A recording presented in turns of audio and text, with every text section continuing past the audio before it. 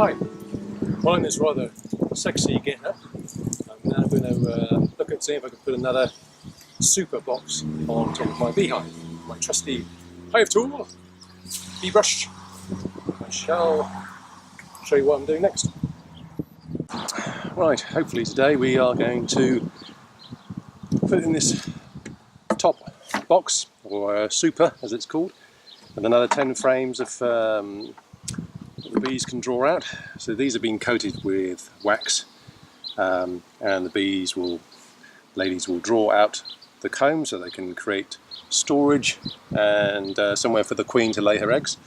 It's about 3,500 little cells on here each side, and in an optimum condition the queen can probably lay about 1,500 a day, would you believe? So a couple of days, you know, if once the comb is all drawn out, which is they draw it out from the wax and create their own wax, of course, as well, then she can start laying in them to create more of her offspring.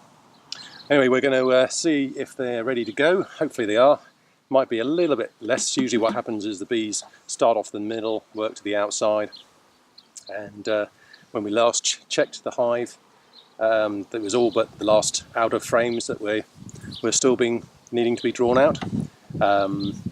But we know it's going to rain in the next couple of days, and bees don't like to have the hive opened when it's bad weather. I mean, I suppose you can appreciate it. If you were lying in bed and someone whipped the covers off, you wouldn't be too happy about it either. So anyway, we'll see how we get on. At the moment we've only just got one box on there which contains the nucleus of the queen and the brood that she started off with, about 5 frames, and hopefully we're going to give them some more living room now. Okay, so in the top of the hive we've got a top feeder containing sugar water. Let's see if they've got anything left. This is the top hive lid. Remove. Wow, the greedy little buggers. I fed them 4 litres of sugar water only on the 5th of December, so 4 days ago. So they've got through a serious amount of sugar water. And so the bees use a substance called propolis, which does sort of glue the hive down.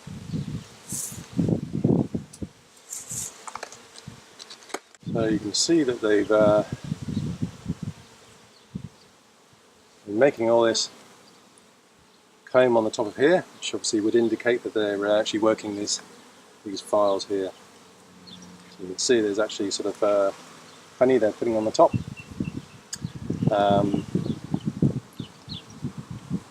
And actually Kate and myself scraped off this, what they call burr comb, which is what they're sort of creating on the top here.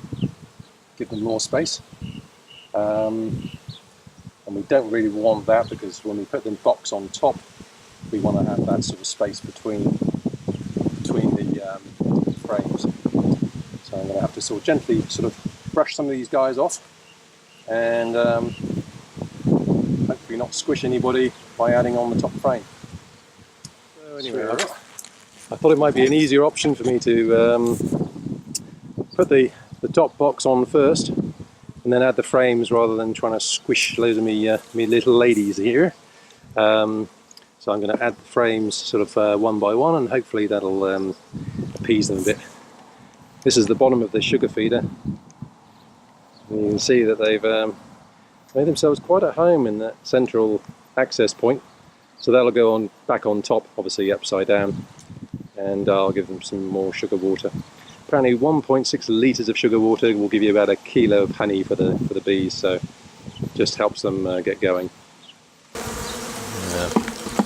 Hopefully you will see that the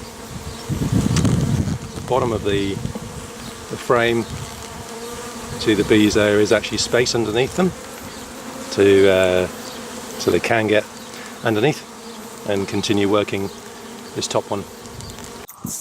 Right, so we've got this extra super, as they call it, being superimposed, short for superimposed.